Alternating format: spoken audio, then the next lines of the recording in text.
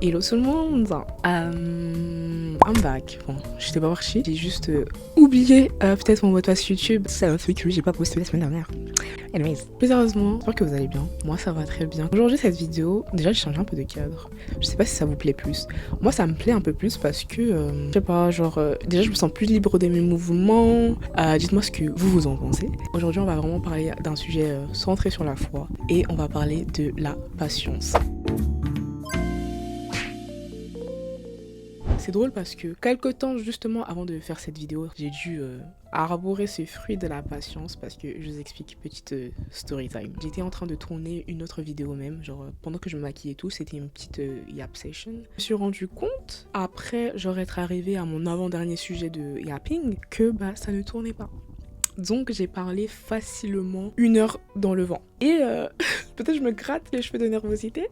Mais ma réaction initiale ça aurait été de, je vais pas dire péter un câble parce que je suis pas le genre de femme énervée, mais à craquer, genre initialement j'aurais pleuré. Je sais pas comment ça s'est éteint, je sais pas ce qui s'est passé honnêtement. Mais en tout cas, le plus gros de ma vidéo, bah du coup n'a pas été tourné. Et au lieu de m'énerver, au lieu de être dans tous mes états, bah j'ai été calme et j'étais en mode ok.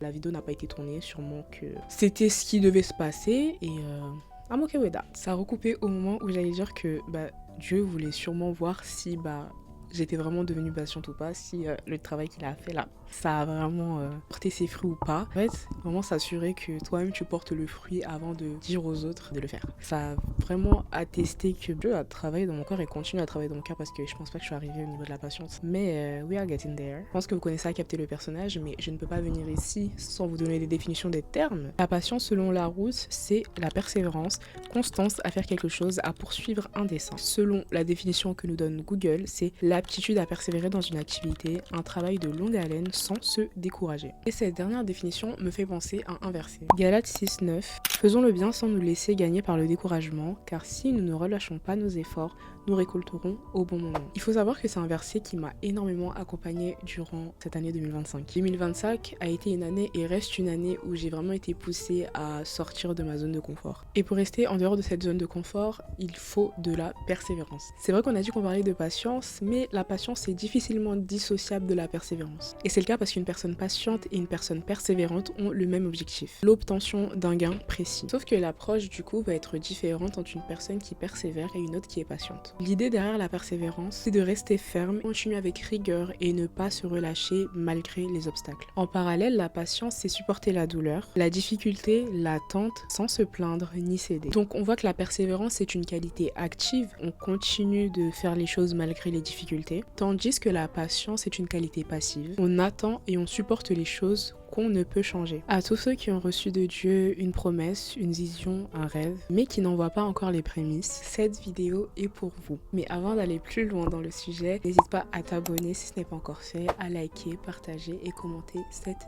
vidéo.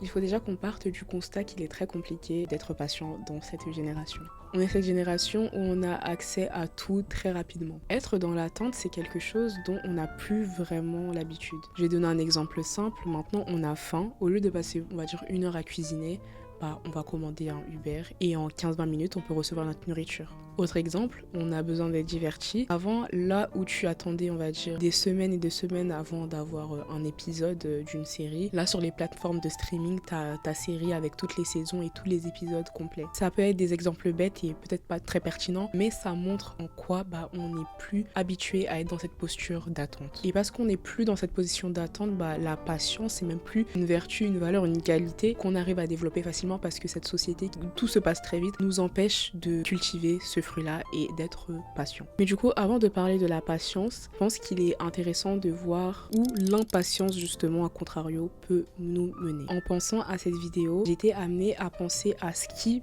pouvait, chez nous les chrétiens premièrement, parce que bon, je parle aussi du point de vue de chrétien parce que je suis chrétienne, mais ce qui pouvait nous pousser à manifester justement l'impatience. La première chose qui peut nous pousser à être impatient, c'est le manque de foi en Dieu. Dieu t'a sûrement révélé quelque chose sur toi, il t'a sûrement donné une parole concernant ta vie, mais ça ne veut pas dire qu'elle est applicable dès le moment où tu reçois cette parole. Ça, on peut peiner à le percevoir parce que justement, comme tu l'as reçu sur le moment même, tu t'attends à ce que ça se manifeste à l'instant T.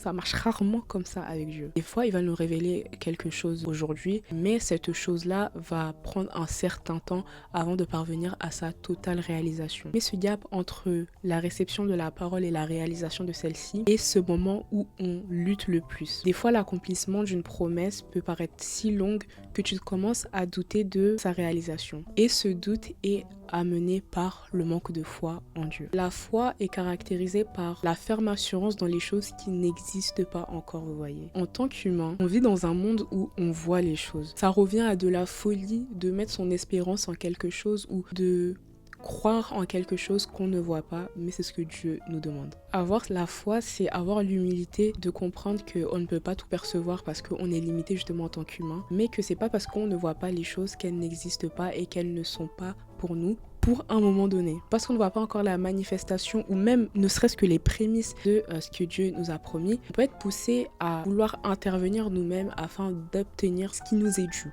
Et là où Dieu nous demande d'être patient, nous, on commence à s'armer de persévérance. On est dans cette posture où on pense devoir, par nos ressources, aller chercher ce qu'on souhaite finalement. Parce qu'on commence à douter de ce qu'on a reçu, parce qu'on commence à douter de celui qui nous a donné cette parole, on va prendre nos armes pour chercher et pour créer nous-mêmes cette chose-là qui nous a été promise et du coup qui nous est dû. Mais souvent, en tant qu'humain, lorsque Dieu nous dit juste d'attendre et qu'on essaye d'agir de nous-mêmes, on vient interférer avec son plan. Et ça, c'est à nos risques et périls. Je voudrais prendre l'exemple de Sarah dans la Bible. Dieu a promis à Abraham et elle qu'ils auraient un enfant. Sauf que Sarah, elle avait 90 piges, donc la go était ménopausée. Abraham avait lui aussi 100 ans. Donc biologiquement, disons-le, c'est impossible. Mais Dieu a tout de même promis qu'ils auraient un enfant. Voyant que le temps passait et que toujours rien, Sarah du coup a proposé à Abraham d'aller s'unir avec leur servante Agar. D'ailleurs, à chaque fois que je lis ce passage, je suis en mode mais Abraham il a vraiment accepté. You man. Cette union a été fructueuse et Agar est tombée enceinte. De là, Agar, elle avait un truc en plus que Sarah n'avait pas, la fertilité. Elle a commencé du coup à mépriser Sarah parce que elle était enceinte et elle ne pouvait pas tomber enceinte. Cette situation a agacé Sarah parce que du coup elle se sentait inférieure et un peu humiliée par sa servante. Et ça c'est typiquement une peine qu'elle se serait évitée si elle n'avait pas voulu prendre les choses en main et laisser juste Dieu faire ce qu'il veut. Sauf que en voyant le temps passer et en voyant que les choses n'allaient pas dans son sens, Sarah a voulu intervenir et en intervenant, elle s'est causé des peines à elle-même. Et c'est ce qui peut nous arriver si nous-mêmes par manque de foi, on est poussé à être impatient et donc faire des choses qui finalement vont nous heurter plus qu'autre chose. En réalité, Sarah n'est pas condamnable, mais elle a juste agi en tant qu'humaine finalement. Nous-mêmes, lorsqu'on a une vision et lorsqu'on se fait une idée d'une chose, on va tout faire et tout mettre en œuvre afin d'atteindre cette chose-là. Mais si Dieu te dit d'attendre, tu dois attendre parce qu'il sait ce qu'il fait. Et c'est tellement ce qu'il fait que Sarah a fini du coup par tomber enceinte malgré qu'elle soit très vieille. Dans cette histoire, on voit même la bonté et la grâce de Dieu. Parce qu'en vrai, elle aurait pu intervenir et du coup, Dieu se dit ok, t'as voulu faire ce que tu voulais, je te laisse dans ton affaire et je n'interviens plus et ma promesse ne tient plus du coup. Même alors qu'elle est intervenue et qu'elle a interféré avec la volonté parfaite de Dieu, Dieu parce qu'il est fidèle et qu'il ne promet pas en vain, a tenu sa promesse et a fait qu'elle ait un enfant. Être impatient, c'est pas ce qui va nous faire manquer la promesse de Dieu parce que comme je l'ai dit, Dieu est fidèle, si il parle, il fait. Mais être impatient, ça va nous causer plus de mal à nous-mêmes. Une autre raison pour laquelle on est poussé à être impatient, c'est l'excès de zèle. L'excès de zèle, c'est, vous voyez, quand vous recevez cette parole de Dieu, que vous êtes tellement hype que vous pensez qu'il est nécessaire que tout le monde sache ce que Dieu vous a révélé. Je dis pas que lorsque Dieu vous parle, vous devez rester silencieux et vous dire que ouais, les gens ils sont mauvais, ça se trouve que ci ou ça. Mais il y a certaines choses, zip it. Et du coup, cet excès de zèle, ce tremplin d'enthousiasme peut nous pousser à aller plus vite que la musique et donc à parler au moment où on aurait dû juste rester silencieux et attendre que Dieu fasse les choses. Je vais prendre en exemple Joseph. Joseph avait reçu un rêve spécifique de la part de Dieu. Et l'interprétation de ce rêve nous faisait comprendre que un jour, ses frères seraient amenés à se prosterner devant lui. Dans cette situation, Joseph a particulièrement manqué de discernement parce qu'il l'a dit devant ses frères avec qui il avait des antécédents. Et il faut savoir que ses frères étaient très jaloux de lui. Ils étaient jaloux de lui parce que Joseph était le favori de leur père Jacob. Je dis qu'il a manqué de discernement parce que il a certes reçu une parole, certes il n'est pas obligé de la garder pour lui, mais tu ne vas pas la dire à tes ops en fait. Mais par excès de zèle, et je crois qu'au-delà de l'excès de zèle, il y avait un peu cette impatience de venir à ce moment où ses frères se prosterneront devant lui. Mais du coup, bref, son excès de zèle l'a poussé à révéler la parole, à partager la parole à un moment qui n'était sûrement pas convenu,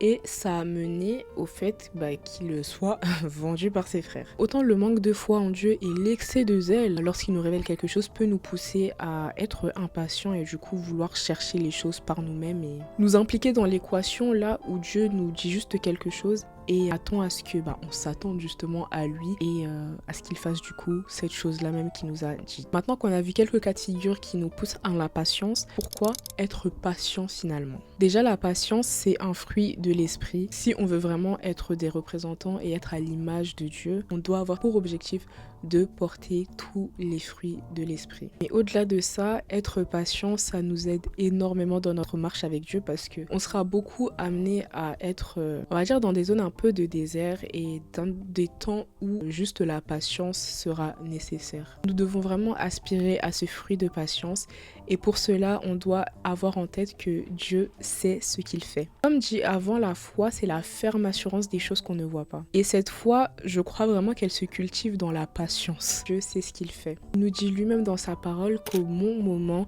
il hâtera toutes choses. Dieu est omniprésent, omniscient, omnipotent. Il a vraiment la main sur toutes choses et il est maître de la temporalité de tous ses enfants et de tous ceux qui décident de vraiment vivre selon lui et vivre sous sa couverture, sous sa grâce. Je sais pas comment expliquer ça, mais en gros, de vivre sous son prisme. Il sait ce qu'il fait et ce qu'il t'a promis, ce qu'il t'a révélé, ce qu'il t'a montré, il le hâtera au moment opportun. Il y a certaines choses que Dieu nous montre, que Dieu nous promet et qu'il ne nous donne pas au moment où il le fait parce qu'on est souvent pas prêt à recevoir ces choses sur le moment. Et c'est pour ça que au moment opportun, il hâtera toutes choses. Notre vie est rythmée par des saisons et en chaque saison, Dieu sait ce qui est bon pour nous. Sachant que Dieu sait ce qu'il fait et sachant qu'il attend de nous que nous soyons patients, c'est dans cette même patience-là qu'il va travailler en nous afin que nous puissions vraiment porter tous les fruits nécessaires et avoir cette stature, cette posture bonne afin de recevoir la promesse qu'il nous a lui-même faite. Ce qui appuie notamment ce point de Dieu sait ce qu'il fait, c'est par exemple le temps qu'il a pris pour faire le monde. Dieu étant Dieu et comme je l'ai dit, il est omnipotent, il aurait pu créer l'univers en un claquement de doigts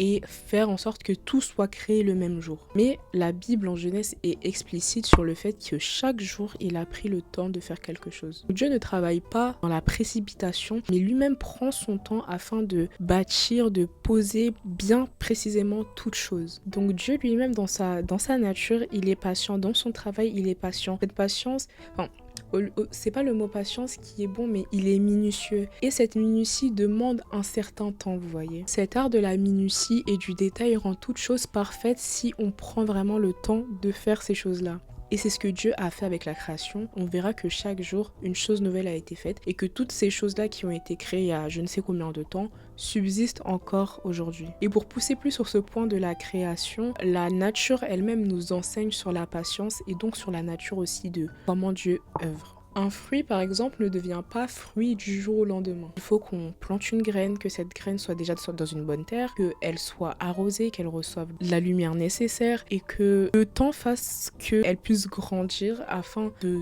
se transformer en fleur et après s'être transformée en fleur, cette même fleur-là porte un fruit et ce fruit-là même, il devient pas mûr du jour au lendemain, mais avec le temps, il mûrit.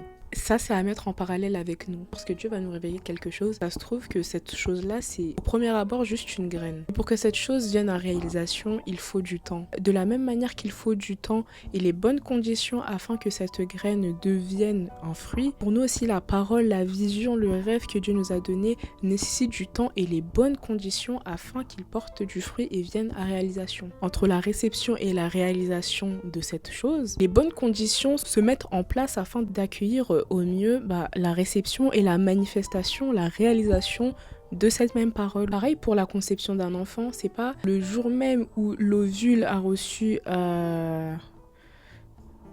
You know what? C'est pas le jour même que l'enfant sort. Il y a tout un processus et on voit même que par exemple si l'enfant ne sort pas au bout de 9 mois mais par exemple au bout de 5, c'est très dangereux pour lui. Si la réalisation de ce que Dieu avait convenu pour un certain temps se passe avant, bah, peut-être que ça peut devenir dangereux pour nous. Vraiment partons de ce principe que Dieu sait ce qu'il fait. Je parle à moi-même.